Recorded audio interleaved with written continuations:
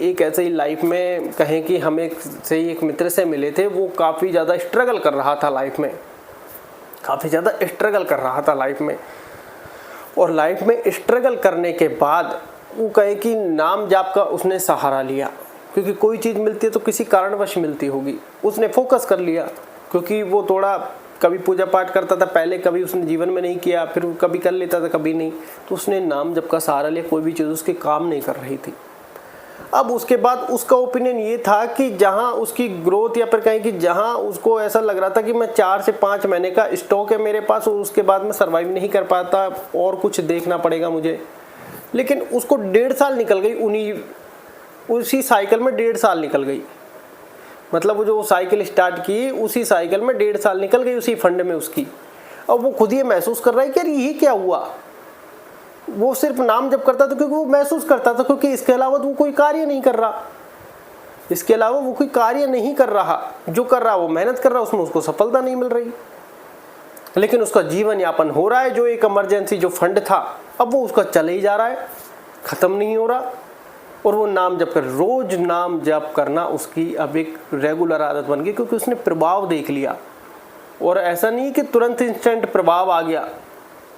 उसने जैसे ही उसके कोई काम धंधे छूटे या फिर कहे कि वो एक स्ट्रगल लाइफ में था, उसको मिला, उसने चालू कर दिया।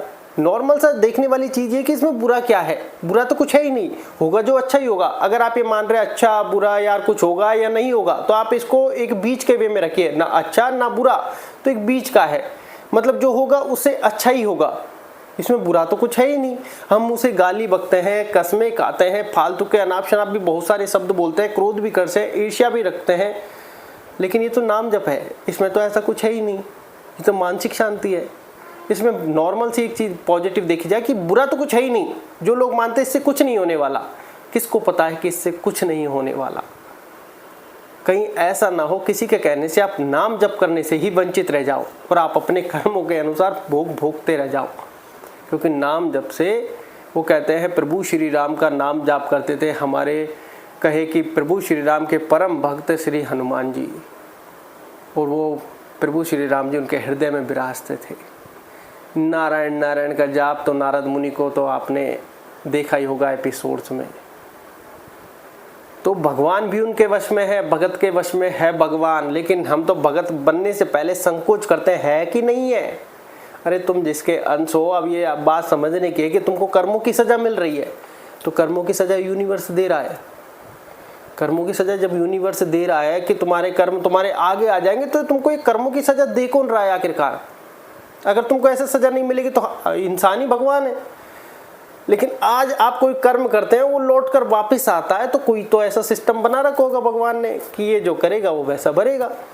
तो फिर आप उसको ना होने से कैसे मना कर रहे हो भाई। आज आप कोई भी कर्म करोगे, वो अच्छा बुरा लौट कर आपके पास आ रहा है, तो फिर वो लौट कर कैसे आ रहा है। कोई तो पावर काम कर रही होगी, अन्यथा तो इंसान ही भगवान बन जाएगा। अमीर लोग हमको ही वश में कर लेंगे। तो ये सब समझने की बात है कि अगर आप ये सोच रहे हैं कि आज मुझे शारीरिक चोट लग गई है, भगवान का नाम जप करूं, आज इससे कुछ हो नहीं रहा है, आप इसको बाहरी दृष्टिकोण से मत देखिए, आप इसको अंदर के दृष्टिकोण से देखिए।